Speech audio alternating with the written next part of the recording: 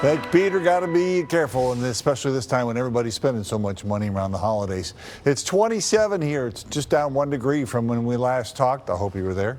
5, 6, and 7. It was all 28. Now it's 27 to 16 though in Marquette, 12 in Duluth, 4 in Fargo. We're going to get a taste of some of that super colder Arctic air as we go through the week here. But my point to show you so much about temperatures is that as the snow comes in from the southwest, it'll be falling into colder temperatures than what we had for our weekend snow. So this is going to be a lot less moisture, a lot less snow, but it'll be fluffier. It might blow around just a little bit, even though there's not a ton of wind. All these purple areas are winter weather advisories to our south, southwest, southeast, and east. So it's a pretty interesting storm. It's just that we're on the northern fringe of it. So the farther south you are, the more there is.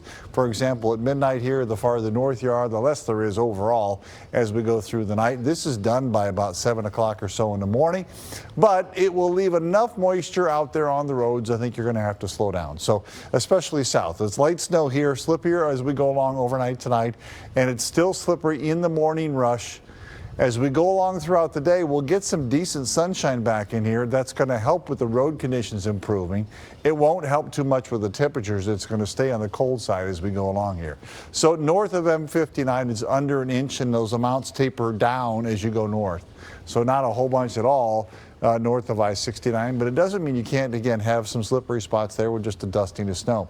About an inch or so from M59 down here through Detroit, Ann Arbor, and then downriver just south of the airport over toward Milan, those areas, southern Washtenaw County, down to the Ohio border, an inch or 2 in most cases. If there are spots that are a little more than 2, it's probably around Monroe, that stretch down I-75 toward Toledo. All right, here's what it looks like Wednesday. So we're skipping past tomorrow. It's a better day. It takes a little time to get the roads in better shape, but it's a decent day. Still cold. Wednesday, there's a cold front coming through, even colder air approaching that I showed you from the north. That could bring out a few snow showers. And then on Saturday, in the cold air, we could get some lake effect around here as well. Both of those will be less than what we get tonight, but they could be a quarter to a half an inch or so. All right, 23 in Detroit tonight, 15 in Ann Arbor, 19 in Pontiac, 24 in Port Huron, and then 32 if we're lucky tomorrow.